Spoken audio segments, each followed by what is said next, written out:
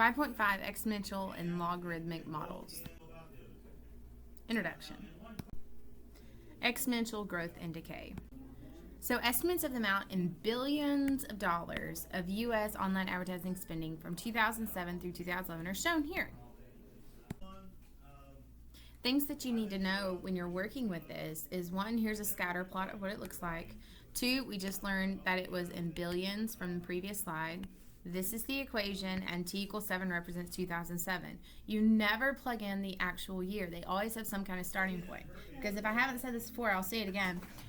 Math people are lazy. We don't want to plug in 2007. We don't want to work with billions of dollars and have like 7 zeros trailing behind our number. So we need to remember this, and we need to remember this as we work this problem. We're going to use this equation here.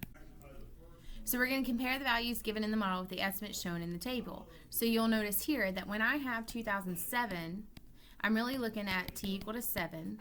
I plug it in, and I get $21.1 billion.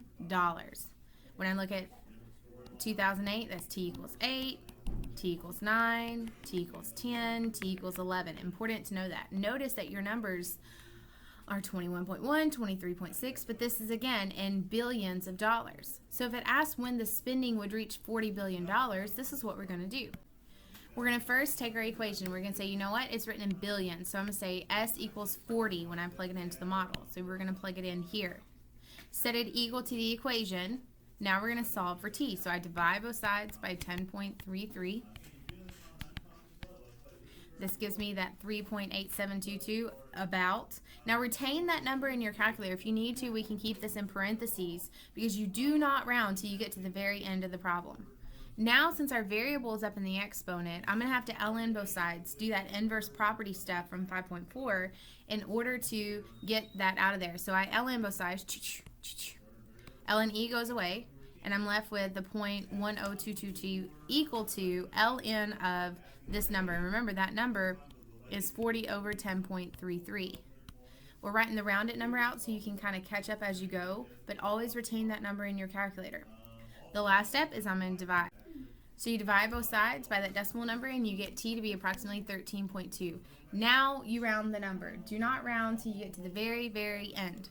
So according to this model, we were saying at 40 was our spending, so 40 billion, we would be at 13.2. Well, if t equals 7 is 2007, they want to know what year do I reach $40 billion at 13.2. That means in the year 2013. Now, it may be early in the year because I'm looking at 0.2, but it's still in the year 2013. Likewise, we can look at another problem. In a living inorganic material, they talk all about it. They tell me all this information. Then they give me an equation, and this is the important part. Here's your equation. Things that you need to know is that t is in years. We're talking about the carbon in this dead organic material, and the graph is shown here. It asks, using the decay model, given that equation they gave us, they want to know, find out how much of an initial 10 grams of isotope with a half-life of 15,000 left after 500 years. So you're going to use your equation, plug in the things that you know, the 1599, the fact that there's 10 grams of the half-life. Solve this out. So you get ln of 1/2 equal to negative 1599b, and then divide by that negative 1599. So we're left with the amount that we were wanting. Now this one is a little bit more in detail than the previous one, but what I want you to know from 5.5 is how to solve when you have something up in this exponent here.